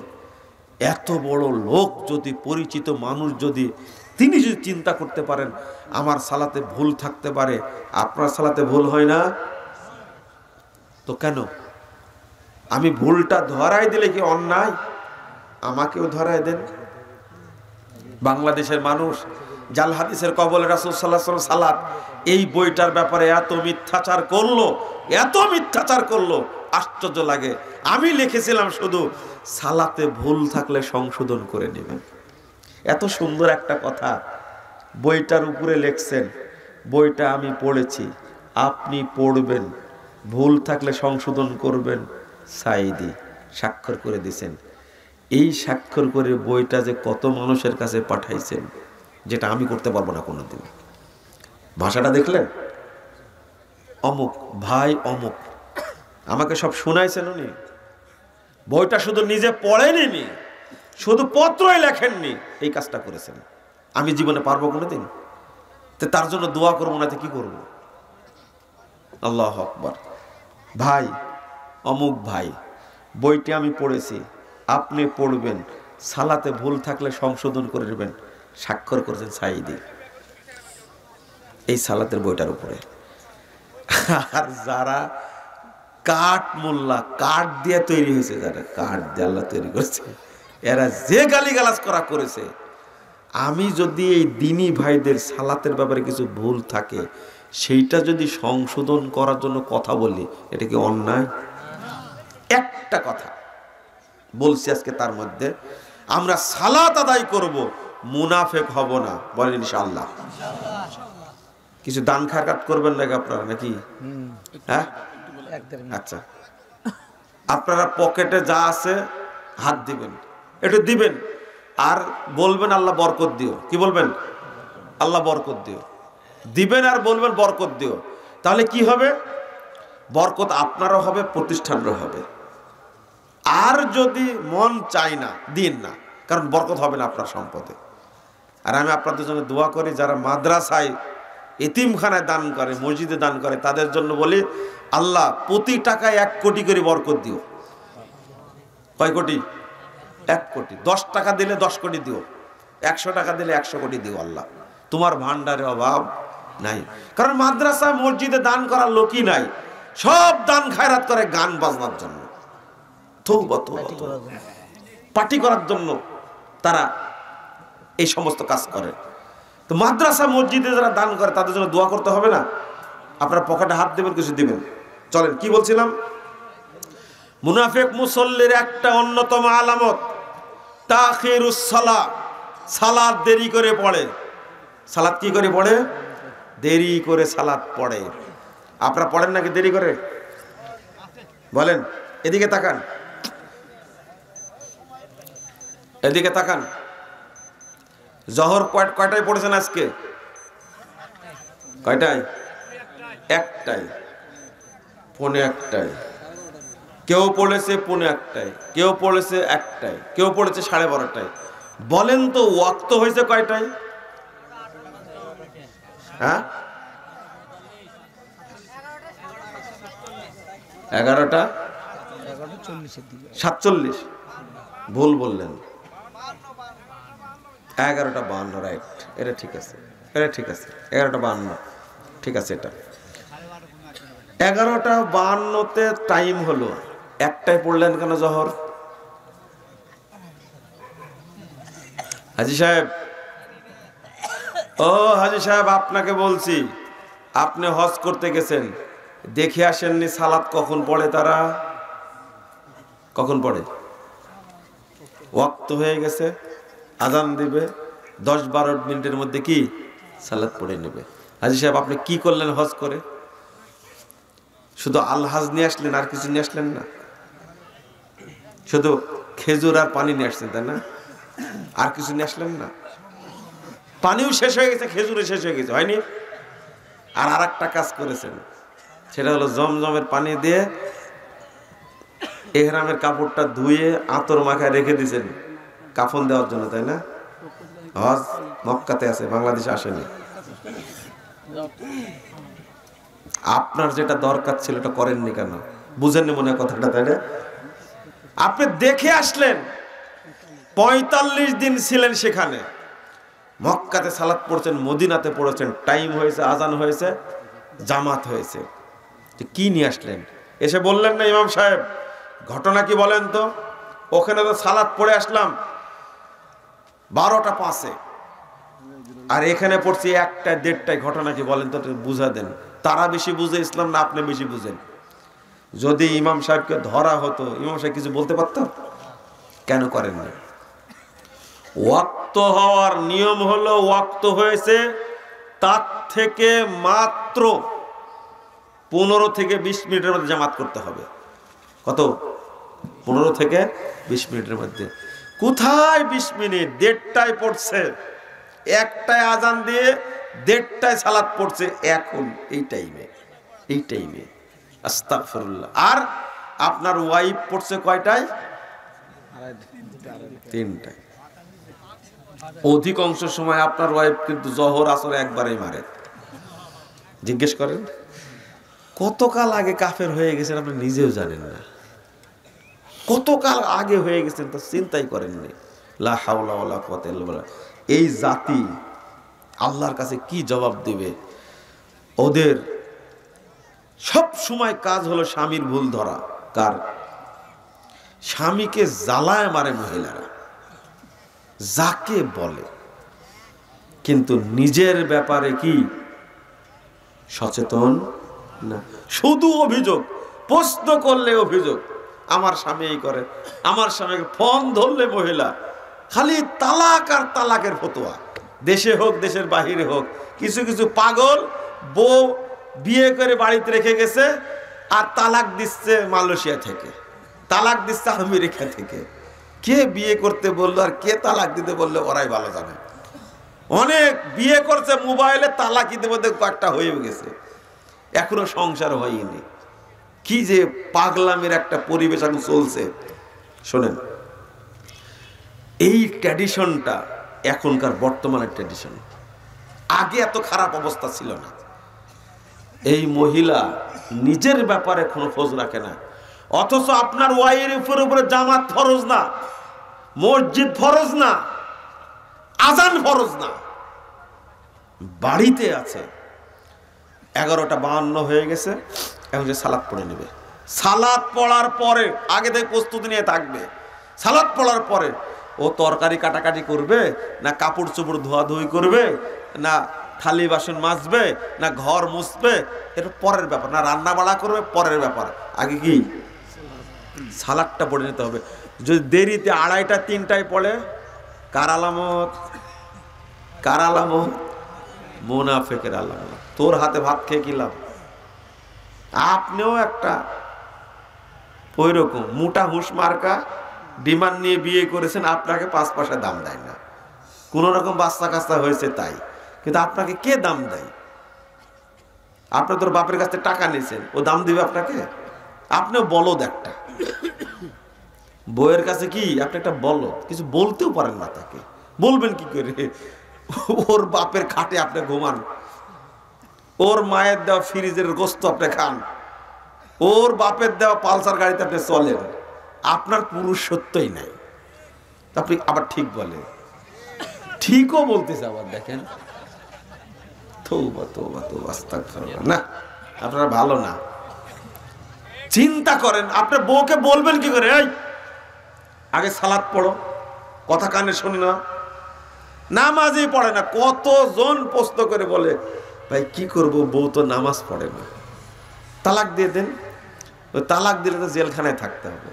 কেন থাকতে হবে বুঝেন? চাকরি থাকবে না। চাকরি থাকবে না, শুধু চাকরি থাকবে না, ওই যে ডিমান্ড নিচে মামলা করে দিবে, ওই যে 5 লাখ টাকা মোহর বেঁধে দিছে, 1 টাকাও দেয়নি। হয় মোহর দাও, না হলে কি জেলখানায় থাকো। ভয়ে তালাকও দিতে পারে না, ও নামাজও পড়ে না। যখন ইচ্ছা বগুড়া নিউ মার্কেটে যাই না, মার্কেট করে ঘুরে বেড়াই। সি সি সি সি সি, এটা তো অভিশাপ, এটা আপনার জন্য অভিশাপ। ডিমান্ড নিয়ে বিয়ে করলেন কেন? বরং তাকে টাকা দিয়ে নিয়ে আসতে হবে। এটাই কি শরীয়ত? তাকেই টাকা দিবেন। আপনার সামর্থ্য আছে, বউকে একবারে গহনা দেওয়া সাজায় নিয়ে আসবেন, বীরের মতো নিয়ে আসবেন। কিন্তু ফকির বাচ্চার মতো আপনি যান শ্বশুরের কাছ থেকে ডিমান্ড নিয়ে ওই টাকা দিয়ে বাড়ি ঘর করে তারপরে বউ নিয়ে আসেন। আপনি পুরুষই না, আসলে বিয়ে করার যোগ্যতা নেই আপনার। অযথা একটা মেয়েকে নিয়ে এসে জুলুম করছেন আপনি নিজের উপরে। আস্তাগফিরুল্লাহ আস্তাগফিরুল্লাহ। আপনি বলতে পারবেন এই সালাদ ঠিক মতো পড়ো না কেন? বলতে পারবেন না, এটা আপনার অযোগ্যতা। যে তাহলে মহিলারা পড়ে না কেন, জবাব কে দিবে? জবাব কে দিবে? আপনাকে জবাব দিতে হবে না? দিতে হবে আপনাকে। লা ইলাহা ইল্লাল্লাহ আস্তাগফিরুল্লাহ। রাসূল সাল্লাল্লাহু আলাইহি ওয়াসাল্লাম বলেন, লাউ ইয়ালামুনা মা ফিত তাহজির লাস্তাবাকু ইলাইহি। আল্লাহ রাসূল বলেন, 615 নম্বর হাদিস সহিহ বুখারী, যদি লোকেরা জানতো তাড়াতাড়ি ওয়াক্ত হওয়ার সাথে সাথে সালাত পড়ার মধ্যে কি কল্যাণ রয়েছে, কি বরকত রয়েছে, কি রহমত রয়েছে, কি প্রতিদান রয়েছে, লাস্তাবাকু ইলাইহি, সব কাজ বাদ দিয়ে আগে সালাত পড়ে নিত। আল্লাহ বলছেন ফাস্তাবিকুল খায়রাত, দ্রুত সালাতটা পড়ে নাও। 148 নম্বর সূরা বাকারা। আপনি পড়লেন না কেন? বরং ওয়াক্ত হওয়ার আগেই যদি কেউ সালাতের জন্য অপেক্ষা থেকে বসে থাকে, আল্লাহু আকবার। আচ্ছা ফজিলতটা কি দেখেন, আমি যে বলছি ফজিলতটা কি, যে ব্যক্তি আউয়াল ওয়াক্তে সালাত পড়বে, আল্লাহ বলেছেন আল্লাযীনা হুম আলা সালাওয়াতিহিম ইউহাফিজুন উলাইকা হুমুল ওয়ারিসুন আল্লাযীনা ইয়ারিসুনাল ফিরদাউসা হুম ফিহা খালিদুন। আল্লাহ বলে দিয়েছেন সূরা মুমিনুন 9 থেকে 11 নম্বর আয়াত, যারা আউয়াল ওয়াক্তে সালাতকে হেফাজত করবে আল্লাহ তাদেরকে জান্নাতুল ফেরদাউস দান করবেন। 2 নম্বর, আল্লাহ প্রতিজ্ঞা করেছেন তাদেরকে জান্নাত দিবেন, ওয়াদা করেছেন। 3 নম্বর হলো যারা আউয়াল ওয়াক্তে সালাত আদায় করে জামাতের সাথে পড়বে তারা বিনা হিসাবে প্রথম কাতারে যে লোকগুলো জান্নাতে যাবে তাদের সাথে জান্নাতে যাবে। মাফিত লাউ ইয়ালামুনা মাফিত তাহজির, দ্রুত সালাত পড়ার মধ্যে কি কল্যাণ আছে। আপনি সালাতের জন্য বসে আছেন, আল্লাহ বলছেন, আল্লাহু আকবার, কি ফজিলত রে ভাই। আপনি সালাতের জন্য বসে আছেন, আল্লাহ রাসূল একদিন মসজিদে ঢুকে দেখছেন যে আমরা সাহাবীরা বলছেন আমরা 5 থেকে 7 জন লোক আছি, আল্লাহ রাসূল জিজ্ঞেস করলেন মা আজলাসাকুম, তোমাদেরকে এখানে বসা রাখছে কিসে, তোমরা কেন বসে আছো? সাহাবীরা উত্তর দিচ্ছেন নান্তাদের সালাহ ইয়া রাসূলুল্লাহ, আল্লাহ রাসূল আমরা সালাতের জন্য অপেক্ষা করছি, ওয়াক্ত হলে সালাতটা পড়ে নিব, ওয়াক্ত হলে সালাতটা পড়ে নেব। আল্লাহ রাসূল বলছেন হাল তাআলামুনা মাযা ক্বালা রাব্বুকুম, আচ্ছা তোমরা কি জানো আল্লাহ তোমাদেরকে নিয়ে কি বলছেন? বুঝেননি কথা? তোমরা কি জানো আল্লাহ তোমাদের নিয়ে কি বলছেন? নগদ রে ভাই, একবারে নগদ একবারে আল্লাহ রাসূল বলছেন তোমরা কেন বসে আছো এখানে? তখন বলছে আল্লাহ রাসূল আমরা তো সালাতের জন্য অপেক্ষা করছি, ওয়াক্ত হলে সালাতটা পড়ে নিব। তখন আল্লাহ রাসূল বলছেন মাযা ক্বালা রাব্বুকুম হাল তাআলামুন, তোমরা কি জানো আল্লাহ তোমাদের ব্যাপারে কি বলছেন? তখন বলছে আমরা তো জানি না। তাআলা আল্লাহ তাআলা বলছেন মান হাফাজাস সালাহ ফালাহু আহাদুন ইনদি, আল্লাহু আকবার, যে ব্যক্তি সালাতের হেফাজত করবে, হেফাজত মানে ওয়াক্ত অনুযায়ী পড়বে সালাত, আমি ওয়াদা করছি আন উদখিলাহুল জান্নাহ, আমি তাকে জান্নাত দেব। আপনিও অপেক্ষা করছেন সালাত পড়ার জন্য, আর আল্লাহ অপেক্ষা করছেন আপনাকে জান্নাত দেওয়ার জন্য। আপনি কি বুঝেছেন কথাটা? তাহলে আপনি কেন সালাত পড়বেন না দ্রুত? আরেকটা হলো মাসাবিকিনাল আউয়ালিন, যারা প্রথম কাতারে সালাত আদায় করবে জামাতের সাথে আউয়াল ওয়াক্তে, রাসূল সাল্লাল্লাহু আলাইহি সাল্লাম বলছেন তারা জান্নাতে ঢুকতে দেরি হবে না। ব্যাখ্যা দিচ্ছেন উলামায়ে কেরাম মাসাবিকিনাল আউয়ালিন, প্রথম যে কাতারটা জান্নাতে প্রবেশ করবে আল্লাহ রাসূলের সাথে, এই লোকগুলো বিনা হিসাবে তাদের সাথে জান্নাতে যাবে। কেন পড়েন না আউয়াল ওয়াক্তে সালাত? ওয়াক্ত হয়ে গেছে, 15 থেকে 20 মিনিটের মধ্যে জামাত করে ফেলবেন, পারবেন আপনারা? এলাকার ইমামদেরকে বলছি, মসজিদের সভাপতিদেরকে বলছি, মসজিদের সেক্রেটারি যারা তাদেরকে বলছি, মুসল্লিদেরকে বলছি, সবচেয়ে নির্যাতিত মাজলুম ওয়াক্ত হলো জোহর সালাত। আহলে হাদিসরা আসর সালাত ঠিক টাইমে পড়তে পারে, ফজর সালাত ঠিক টাইমে পড়তে পারে, পড়ার জন্য সংগ্রাম করে, জোহর কেন পারবে না? জোহরের উপর অত্যাচার করবেন কেন আপনি? ওয়াক্ত হয়ে গেছে, আজান দিয়ে দিবেন। তবে কিছু সাহসী মানুষ লাগবে। কি মানুষ? সাহসী মানুষ। আমার মুরব্বী বলে দিলেন ঠিক আছে তাহলে কালকে থেকে সালাত হবে ওই টাইমে, 12:58 কি বলে 11:48 টাইম হয়ে গেছে, ঠিক আছে এই আজান দিয়ে দাও, 48 দিয়ে দিচ্ছে আজান, সালাত পড়তেছে 20 মিনিট পরে। কেউ তো কিছু বলতে আসেনি, সাহস লাগে। কি লাগে? তাহাজ্জুদের আজান দিচ্ছে, চলছে বছরের পর বছর চলছে আজান, ওই কেউ তো কিছু বলেনি। বুঝেননি কথা? এই আজান কেউ বন্ধ করতে পারবে? আর সাহস আছে কারো? চলতেই থাকবে। আপনিও শুরু করেন। এই বাংলাদেশে এই মৃত সুন্নাতটা চালু করলে আল্লাহ রাসূল বলেছে আপনার জন্য আল্লাহ 50 জন শহীদের মর্যাদা রেখে দিয়েছেন। সাহস লাগবে। কি লাগবে? সাহস লাগবে। একজন মসজিদের সভাপতি বলবেন ঠিক আছে আগামীকাল থেকে মুসল্লি ভাইরা আপনারা সালাত পড়বেন, টাইম হবে 20 থেকে 25 মিনিটের মধ্যে জামাত হবে, আপনারা সালাত পড়বেন। আমরা জোহর সালাতকে সম্মান দিতে চাই। ইনশাআল্লাহ। বুঝেননি কথা? ফজিলত কত, কেন বুঝবেন না আপনারা? একজন আমাকে কালকে প্রশ্ন করছেন কেন আল্লাহ যে বলে আল্লাহ রাসূলকে সালাত পড়ালেন জিবরিল 2 দিন, কয়দিন সালাত পড়াছেন? 2 দিন। 2 দিন সালাত পড়ায় বললেন হাদা কি বাইনাল ওয়াক্তাইন, 2 ওয়াক্তের মাঝখানের ওয়াক্তে সালাত পড়বে। এটা কি শুধু জোহর না আসরও? আসর পড়েন না কেন? 2 ওয়াক্তের মাঝখানে সালাত পড়লে কতটুকু হয়? হাদিসটা বুঝতে ভুল হয়েছে, হাদিস বুঝেননি, হাদিসটা বুঝেননি। তাহলে মাগরিবের সালাত আর এশার সালাতের মাঝখানে অর্ধেক করলে মাগরিব কখন পড়া উচিত?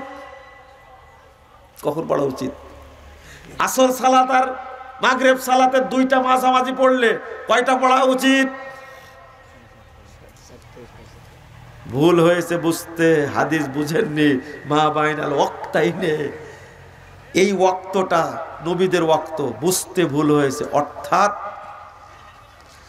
আউয়াল ওয়াক্ত পার হওয়ার যখন পার হওয়া শুরু হবে, আউয়াল ওয়াক্ত যখন পার হওয়া শুরু হবে, ভালো করে বুঝেন, তখন থেকে নিয়ে মানে আখের ওয়াক্ত শুরু হচ্ছে যখন, আওয়াল ওয়াক্ত পার হলে কোন ওয়াক্ত শুরু হয়? আখের ওয়াক্ত শুরু হয় না, তখন থেকে হিসাবটা গণনা করতে হবে। আউয়াল ওয়াক্ত তখন, এই দুইটার মাঝখানে কি ওয়াক্ত? হ্যাঁ, এই দুইটার মাঝখানে হলো আসল ওয়াক্ত। তাহলে কয়টা হচ্ছে বুঝেননি? 3টার সময় আসরের সালাত হচ্ছে, কয়টায় পড়তে হবে? কয় মিনিটের মধ্যে? 20 মিনিটের মধ্যে। তাহলে এই হাদিস অনুবাদ করে আপনি বিপদে পড়ে গেলেন। এই 3টা থেকে নিয়ে 3টা 20-এর মাঝখানে কয় মিনিট হয়? তাহলে 3টা 10-এ পড়তে হবে। আল্লাহ রাসূল এটা বুঝাইছেন, আল্লাহ রাসূল এইটা বুঝাইছেন। আর আপনি বুঝাতে গেলেন কোনটা? যে আসর সালাত শুরু হচ্ছে কয়টায়? 3টায়, শেষ হবে কয়টায়? 5টা 10-এ। কয়টায়?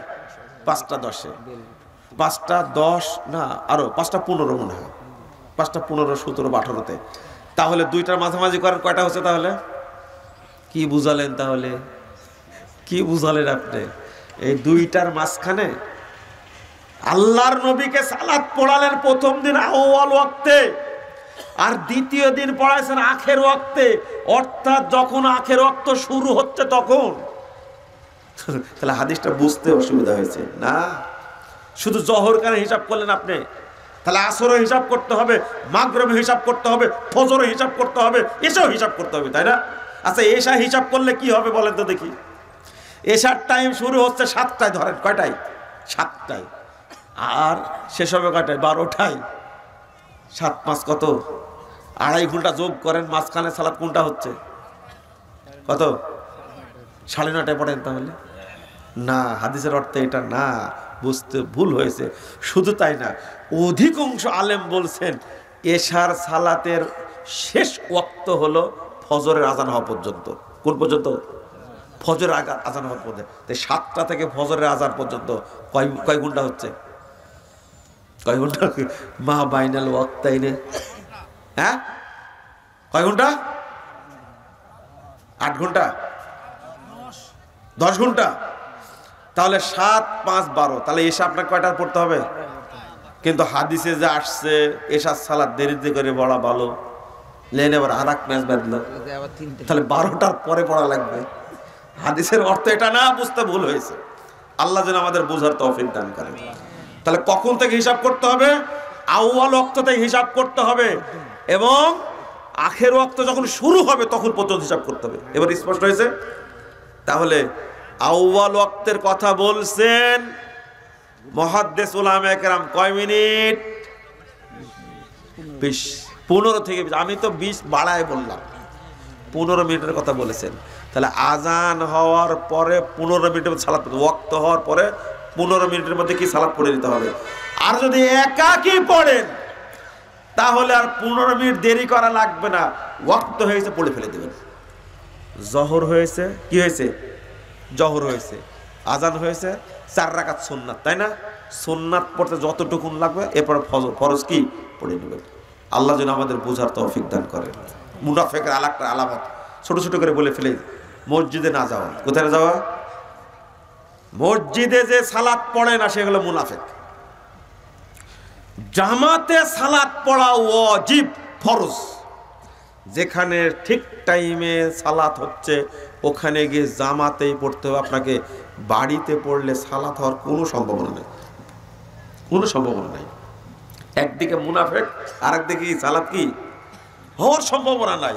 আরে আব্দুল্লাহ ইবনে উম্মে মাকতুম রাদিয়াল্লাহু আনহু একজন অন্ধ সাহাবী, তিনি আল্লাহ রাসূলকে গিয়ে বলছেন, আল্লাহ রাসূল আমি অন্ধ মানুষ, ওয়ালাইসা লিকায়দুনি ইয়াকুদুনি ইলাল মসজিদ, আর আমাকে মসজিদে ধরে নিয়ে আসবে এরকম কোনো লোক নাই।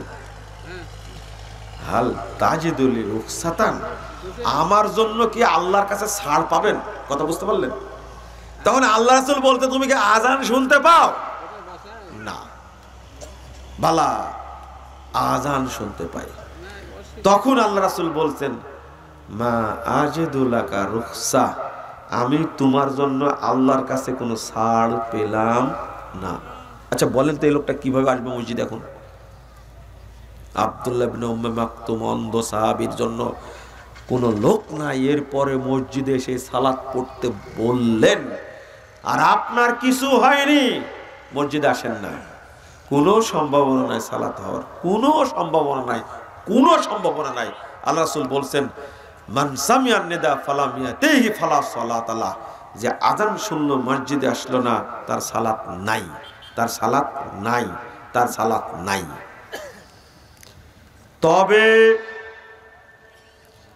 যেখানে ওয়াক্ত মেরে ফেলে দেওয়া হয়, সালাতকে হত্যা করা হয়, সেই সমস্ত জায়গায় আপনি একাই সালাত আদায় করে নেবেন, বাড়িতে সালাত আদায় করে নেবেন।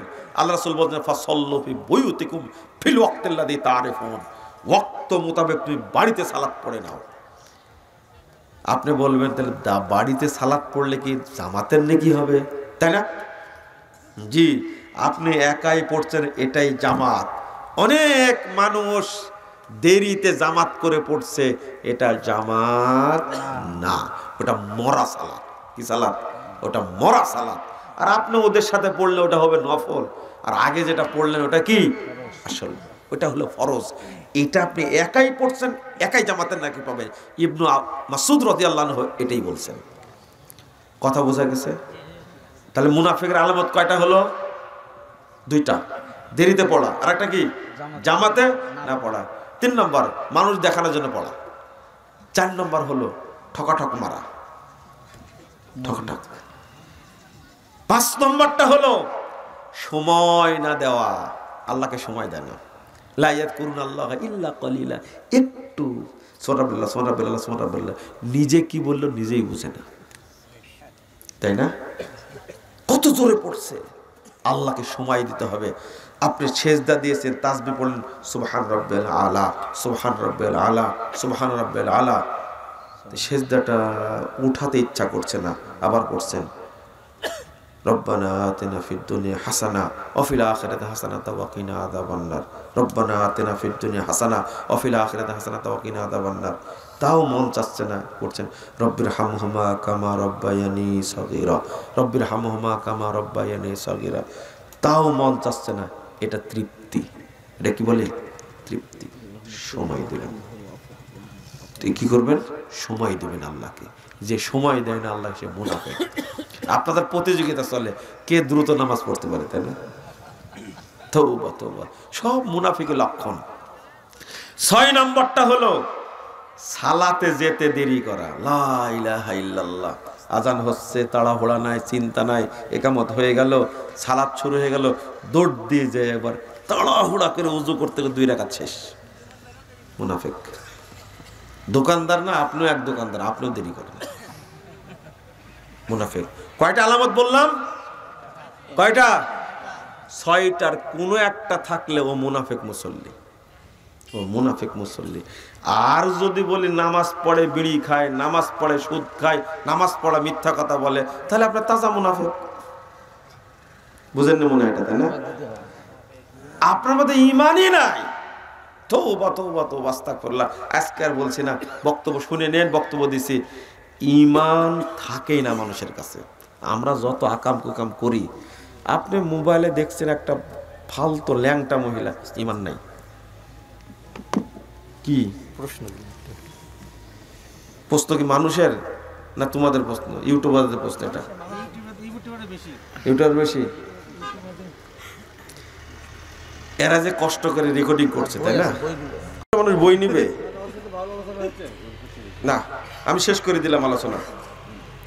জাযাকুমুল্লাহ খায়রান, বারাকাল্লাহ। 12:30 বেজে গেছে না। আজকে যে আলোচনা হয়েছে আপনারা শুনবেন, মেনে চলবেন ইনশাআল্লাহ। বই আছে আপনারা, এই সালাতের বই আছে। আর এই প্রশ্ন উত্তর যে দেব, আমি প্রশ্ন উত্তরের ব্যাপারে বলি, আপনাদেরকে বলি যে আমরা 2টা খণ্ড করেছি প্রশ্ন উত্তরের, আপনারা বাড়িতে রাখেন প্রশ্ন উত্তরটা। 2টা খণ্ড, 2630টা প্রশ্নের উত্তর আছে। কয়টা?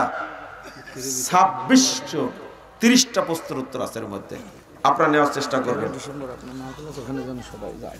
একজন লোক স্ট্যান্ড ছবি ঝুলিয়ে রাখলে তার কতক্ষণ পর্যন্ত পাপ লেখা হবে? মানে স্ট্যান্ড ছবি ঝুলিয়ে রাখলে মানে ছবি তুলে রাখলে নাকি? স্ট্যাম্প না, স্ট্যান্ড লিখছেন মনে হয়। যেটা ঝুলে রাখা হলো গোপনে না, ছবি ঝুলে রাখা যাবে না, হারাম। রাখা যাবে না, ছিঁড়ে ফেলতে হবে। অ্যালবামে রাখবেন না, ছিঁড়ে ফেলবেন। দরকারি ছবি হলে রাখবেন। ওই যে কক্সবাজারে গেছেন না, ছবি তুলে রাখছেন বইয়ের সাথে, বান্ধবীর সাথে, জাহান্নাম ওখানে পাশ হয়ে গেছে। দরকারি ছবি তাও লুকিয়ে তওবা করেন। এশার পর সুন্নাত না পড়ে শুধু বেতের এক রাকাত পড়া যাবে কি? পড়া যাবে, কিন্তু পড়বেন না কেন? আপনার এত তাড়া কেন? সুন্নতের মহব্বত থাকা লাগবে। আপনার তাড়া কেন এত? ইমামি কি? সব ইমামি আহলে হাদিস, কিন্তু কোন ইমামি দোয়া ছাড়েনি। তারেক মনোয়ার বলেছেন, কি বলেছেন?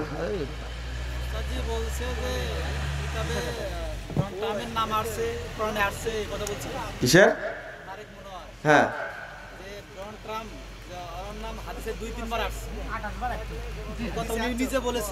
এই পোস্টের সাথে কি এটা? মানে ডোনাল্ড ট্রাম্প এটা এটা নাকি হাদিসে আসছে সে কথা। এটা পোস্টে নাই তো এটা। আপনি কি বললেন? না না, আমি পড়ছি এই প্রশ্ন। দোয়ার কথা বলতেছে। তা আপনি বললেন কেন এটা? নিজে বুঝেনি। আমি জানি না দোয়া বলতে কি বুঝাইছেন তারেক মনোয়ার সাহেব। যদি মুনাজাত বুঝায় তো বেদাত, এটা চলবে না। মুনাজাত উঠাই দিবেন, ছেঁচায় উঠা দিবেন মুনাজাত একবারে। এক জিহাদি বলেছেন, ইমামতি করে মুসল্লিদের বাড়িতে 3 বেলা খাওয়া এবং বেতন নেওয়া জায়েজ। কি লেখছে? বেদাত, এটাতে সোয়াব আছে। কি বলছে না বলছে লেখছেন। প্রশ্ন হতো বড় মিছাই করে। মিলাদ কিয়াম নিয়ে বাহাসের চ্যালেঞ্জ দিয়েছিল। মিলাদ কিয়াম, মিলাদ যারা পড়ে তারা মুসলমানই না।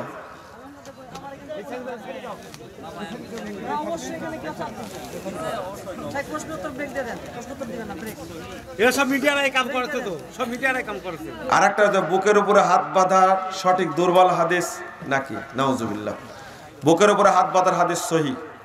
বুকের উপরে হাত বেঁধে সালাত আদায় করবেন। নাভির নিচে হাত বাঁধার হাদিস জয়ীফ।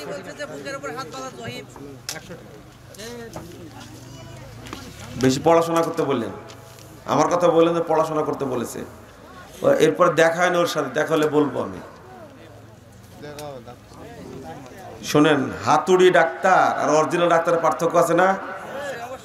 জাল সালাত বইটা খুলে দেখেন আপনি, ওখানে লিখে দিয়েছি যে পৃথিবীর কত বড় বড় মুহাদ্দিস বুকের উপরে হাত বাঁধার হাদিসকে সহিহ বলেছে। যারা বলে বুকের উপরে হাত বাঁধার হাদিস জয়ী, এরা মুহাদ্দিস, এরা মুহাদ্দিস না। এটা মনে রাখবেন। এরা মুহাদ্দিসও চিনে না, হাদিসও চিনে না, সনদও চিনে না এরা। আপনি এক ওয়াজে বলেছেন যারা হাদিস মানে না বা হাদিস অস্বীকার করে তারা কাফের, জাহান্নামী। তাহলে তো আপনারা সবাই জাহান্নামী। কারণ আহলে হাদিসরা হানাফিদের হাদিস মানে না। জাহেল তুমি, হানাফিদের মানি আমরা। তুমি খুব খারাপ, তুমি খুব খারাপ। আল্লাহ তোমাকে হেদায়েত দান করুন। হানাফিগুলোই মানি, সহিগুলো মানি না। কি গুলো? আহলে হাদিসরা যে হাদিস মানে, হাদিস সহিহ হাদিস মানে। আমরা জাল হাদিস মানি না, জাল হাদিস অস্বীকার করি। অস্বীকার করাই ফরজ, জাল হাদিসকে তুলে দেওয়া ফরজ। সহিহ হাদিস মানি। তোমার প্রশ্ন করার মধ্যে অন্তরে ত্রুটি আছে, আল্লাহ তোমাকে হেদায়েত দিক। এক হাদিসে বলা আছে গোসল করলে সালাতের জন্য আলাদা করে ওযু করা লাগে না। আবার আর এক হাদিসে বলা আছে গোসল করার পরেও সালাতের জন্য আলাদা করে ওযু করতে হবে। ওযু না করলে সালাত হবে না। আমরা কোনটা মানব? হাদিসের রেফারেন্স দেন। এত জানেন আপনাদের, লেখেননি কেন? লেখেন আগে, রেফারেন্স দেন আগে। লেখেন, কে প্রশ্ন করেছেন লেখেন তাড়াতাড়ি। আপনাদেরকে প্রশ্ন করলে আপনারা কেন বলেন যে এইটা হানাফিদের প্রশ্ন, এইটা হানাফিদের প্রশ্ন, এইটা আহলে কোরআনের প্রশ্ন? কেন আপনার চুলকায়? আপনি প্রশ্ন করলেই তো বুঝতে পারি আপনি আবু জেহেলের বংশধরের। হানাফি প্রশ্ন হলো হানাফি বলবি। প্রশ্ন শুনলে বোঝা যায় না? আল্লাহ রাসূলের কাছে ইহুদিরা প্রশ্ন করত, আল্লাহ রাসূল বুঝতেন না প্রশ্নটা কাদের প্রশ্ন। আমরাও তো বুঝি। যে মুজাফফর বিন মুহসিনকে কারা গালি দেয়, আহলে হাদিসদের কারা গালি দেয়, তারা আপনারা প্রশ্ন করেন। আমরা কি বুঝি না যে তোমাকে কাট করে উত্তর না দিলে তোমার চুলকানি থামবে না? তো তোমাকে ওইভাবে তোর প্রশ্নের উত্তর দিয়ে এই জন্য তো প্রশ্ন করো। কি হয়েছে? খুব ভালো আলোচনা হচ্ছিল, প্রশ্ন কোনো দেন তো এটা হোক আলহামদুলিল্লাহ। আলহামদুলিল্লাহ। হ্যাঁ, প্রশ্নের উত্তর দিয়ে যাবো আমি, ও টেনশন করেন না। প্রশ্ন কোনো শেষ নেই। ছেলে বাড়িতে বা গান বাজনা আচ্ছা বন্ধ করার কথা বলায় ছেলে পক্ষরা মেয়ে পক্ষদেরকে মারধর করেন। মানে কি বিয়ে করেছেন না বিয়ে হওয়ার আগে কি লিখছেন? খবরদার, খবরদার, মূর্খের মতো প্রশ্ন করবেন না। খুব ভালো করে আদর করলাম আজকে আপনাকে। প্রশ্ন করবেন বুঝায় সুন্দর করে, জাহেলের মতো প্রশ্ন করবেন না, আপনার জানার ইচ্ছাই নাই। ছেলে পক্ষরা মেয়ের বাড়িতে গিয়ে বিয়ের সবকিছু কথা বলে আসে, কিন্তু মেয়ে পক্ষ খবর নিতে আসলে লোকজন বিয়ে ভেঙে দেয়। এই বিষয়ে কিছু বলেন। মুনাফেক লোকের তো অভাব নাই, এগুলো করে। বিয়ে ভাঙ্গানোর এক শ্রেণীর শক্ত মুনাফেক আছে সমাজে, বিয়ে ভাঙ্গার। অথচ দেখবেন যে ওদের ছেলে মেয়েদের কোনো খবর নাই। কেউ বানর হয়েছে, কেউ ডাকাত হয়েছে, কেউ মদখোর হয়েছে, কিন্তু অপরের ছেলে মেয়ের বিয়ে যেন না হয় ও পিছনে লেগেই থাকে। আছে, গ্রামে আছে, এটা খুবই আছে, এটা খুবই আছে, এটা খুব বেশি। আল্লাহ এদেরকে হেদায়েত দান করুন, আর হেদায়েতের যোগ্য না হলে যেন আল্লাহ ওদেরকে ধ্বংস করে দেয়। জাযাকুমুল্লাহ খায়রান। খুব ভালো একটা আলোচনা হচ্ছিল আজকে এখানে, খুব অনেক ভালো কথা চলছে। না, ভালো কথা তো 12:30 পর্যন্ত করেছে, আর কতক্ষণ করবো? না স্যার, এই এলাকায় আপনি কম আসছেন স্যার? না, আসছি, এর আগে আসছি। বক্তব্য নিয়ে একটু রোজার দিন ইফতারির সামনে নিয়ে সম্মিলিতভাবে মোনাজাত করা যাবে কিনা? বেদাত, বেদাত। রোজার দিনে ইফতার সামনে নিয়ে মুনাজাত করা বেদাত। এটা রোজায় ধ্বংস করা হয়ে গেল, রোজায় নষ্ট হয়ে গেল। এটা দোয়া পড়েন আপনারা, সুবহানাকা আল্লাহুম্মা ওয়া বিহামদিকা আশহাদু আল্লা ইলাহা ইল্লা আনতা আস্তাগফিরুকা ওয়া আতুবু ইলাইকা। আসসালামু আলাইকুম ওয়া রাহমাতুল্লাহি ওয়া বারাকাতুহু। আসসালামু আলাইকুম। সম্মানিত উপস্থিতি, আপনাদেরকে একটা দাওয়াত দিচ্ছি। যে বাশার বিন হায়াত আলী একটা মাসালা দিছে, এটার ব্যাপারে প্রশ্ন কি? উনি বলছেন বাশার বিন হায়াত তাকে পড়াশোনা করতে বলবেন, তো ওনার সঙ্গে সাক্ষাৎ হলে উনিও বলবেন, সে কথা বলছেন না? আপনাদের দুইজনের সঙ্গে এক জায়গায় দেখা হবে আগামী 13 ডিসেম্বর রোজ শুক্রবার। অত্র এলাকার সুপরিচিত একটা প্রতিষ্ঠান সালাফিয়া হাফিজিয়া মাদ্রাসা ও এতিমখানা, মেন্দুপুর চাকলা, এখানে মাহফিল আছে আগামী 13 ডিসেম্বর রোজ শুক্রবার। এখানে প্রধান আলোচক আছেন শাহেখ মুজাফফর বিন মুহসিন, আজকে উনি প্রধান আলোচক। আর আলোচক আছেন শাহেখ আমানুল্লাহ বিন ইসমাইল।